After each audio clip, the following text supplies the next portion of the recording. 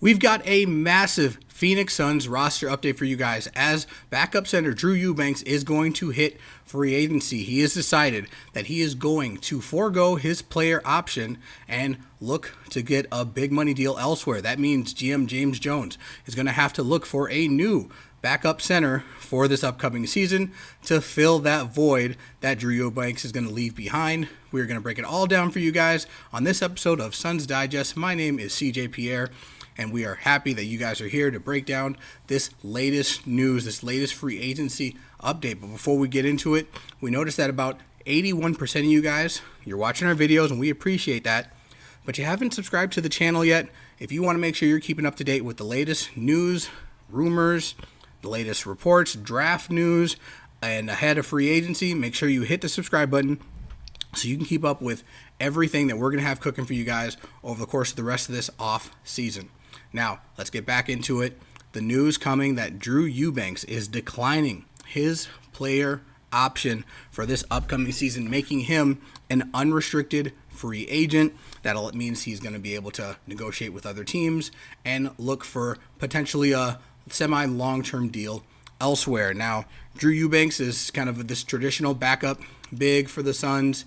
He was a rotational piece, didn't get a lot of minutes. He had some flashes and some moments, but really struggled, particularly in that 4-game playoff series sweep by the Minnesota Timberwolves. The news coming today from Adrian Wojnarowski, another Woj bomb, saying Phoenix Suns center Drew Eubanks is declining his $2.6 million player option and entering free agency.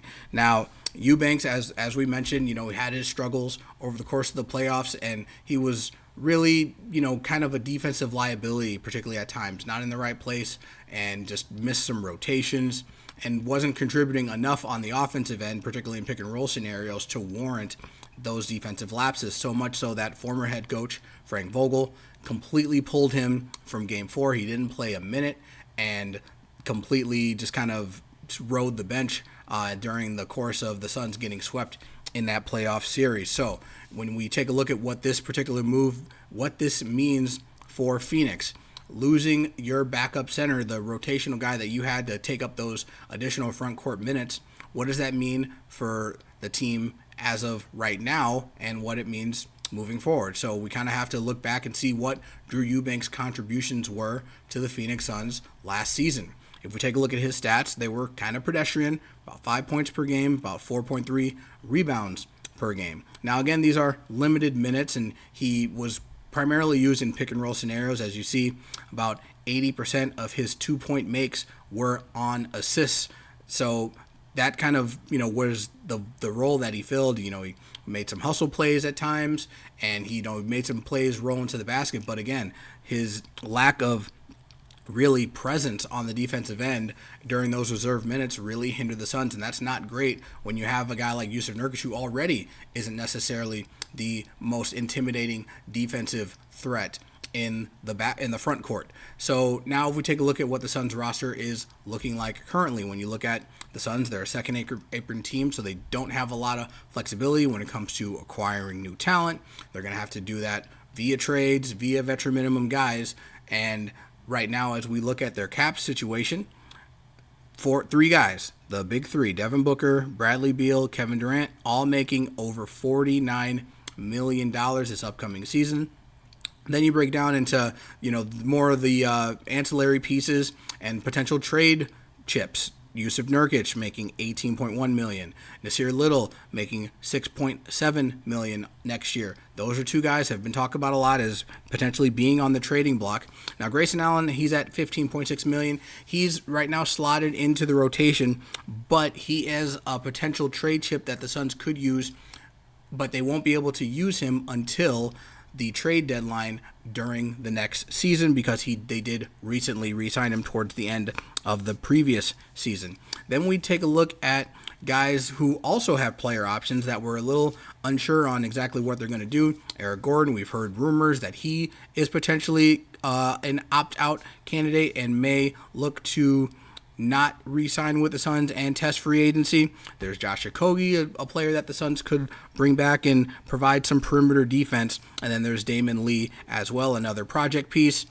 David Roddy has his guaranteed contract. He's not necessarily being looked at as a trade chip right now, and also another project to keep on the roster. But again, that's only 10 guys that are currently having contracts possibly with the Phoenix Suns. If you take out the player option guys, then you only have 7 who are signed for sure going to be with the Suns. So there's still a lot of moves that are going to need to be made for GM James Jones and Matt Ishbia and the rest of the Suns front office before we kind of really get a grasp on what the Suns team is going to look like. Now, with the loss of Eubanks, means that there is a hole to fill, a void, if you will, in terms of backup center. Now, that may change if there's moves made, like an Nasir Little trade or a Yusuf Nurkic trade. But right now, there is no backup big man on the Suns roster.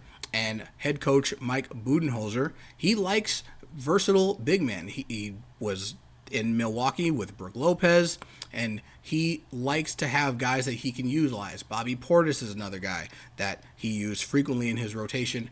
And I think that he is definitely going to want to have some girth at the very least, not just in the starting lineup, but also coming off the bench. So if we take a look at what the Suns' free agent center options could be, there's a couple of guys that, we've mentioned before that the Suns should be interested in looking at. Now, again, these are veteran minimum guys, so, we're not shooting for the big fish here because the Suns are a second apron team. We got to, work around the margins and see what the Suns have available to them.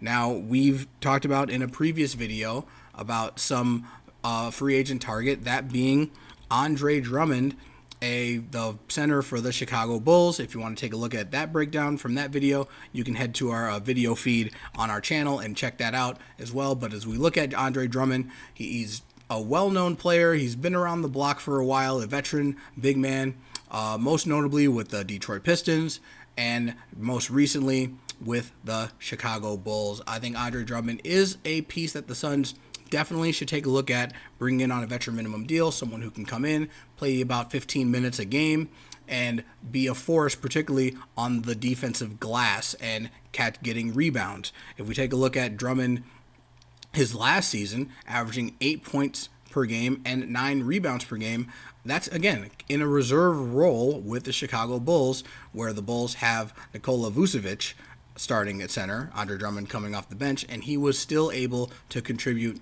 about 9 rebounds per game in limited minutes. That is the kind of tool that the Suns could definitely use and utilize, particularly when it comes to going up against big teams like the Minnesota Timberwolves, like the Los Angeles Lakers. Andre Drummond is going to be a guy who can just be a body down there and bang with some of those big guys, fight for rebounds, and then create more opportunities for guys like Durant, Devin Booker, and Bradley Beal.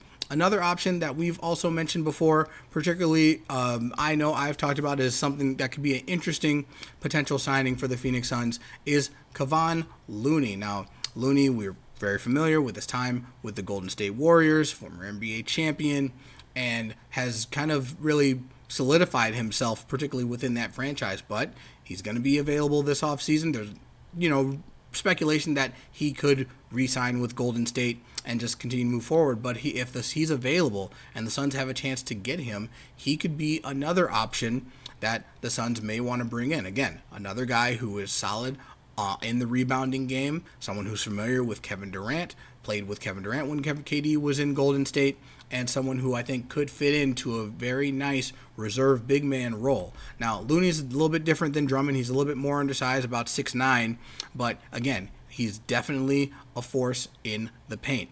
This past season with Golden State, not necessarily his greatest. He averaged about 4.5 points per game and about 6 rebounds per game, just under 6 rebounds per game. But Kevin Looney, again, still only 28 years old, still a young player, by NBA standards, and someone who can still contribute even if it's going to be in limited minutes. So I think Kevon Looney is definitely another name that the Suns could look at to fill that void from Drew Eubanks. Either way, I think if you look at Drummond, you look at Kevon Looney, it would definitely be an upgrade over Drew Eubanks, particularly because of what Drew Eubanks was contributing on the defensive end. I think the Suns really need to make sure that they focus on who is going to be able to contribute defensively in those reserve minutes. Offense, that's going to be good. You got Mike Budenholzer at the controls. You got Devin Booker, Bradley Beal, Kevin Durant, guys who can light it up. You make some adjustments, find yourselves a true point guard, and then you're going to be able to get some offense in. Now, it's dependent upon what you decide to do with Yusuf Nurkic, what the Suns try to do with that number 22 overall pick in the NBA draft. Do they draft a young big man that they can bring off the bench? Do they draft a point guard? That's still up in the air. But when you talk about the reserve big man role, the one that Drew Eubanks had, I think the Suns are going to want to look for someone who is going to be solid on the glass and be able to rebound, someone who's going to be a force defensively, and someone who is going to not necessarily just let up ground and let up space in the paint like Eubanks did. They're going to look for someone who is going to be able to bang with the other big man, particularly in a loaded Western Conference. But that's just what I think. I think the Suns are going to benefit from this move, benefit from not having Eubanks on the team, and should be looking elsewhere. But we want to hear what you think. Who do you think the Suns should go after to try and fill that reserve big man role and contribute in the front court? Let us know what you think in the comments below, and it'll be a fun time debating and going back and forth and seeing what you guys think. That's all I got for you guys today. It's been a fun one here on Suns Digest. We're going to be breaking down everything Suns related as we continue moving through the offseason. So you want to make sure you don't miss a thing. Hit that subscribe button below, and you can keep up with everything that we're going to have rolling out for you guys as we move further into the summer, heading into the fall and the upcoming NBA season, which we are going to be excited to see what the Suns roster ends up looking like when we hit October. All right, that's all I got for you guys today. Thanks for joining us here on Suns Digest, and we will see you next time, and go Phoenix Suns.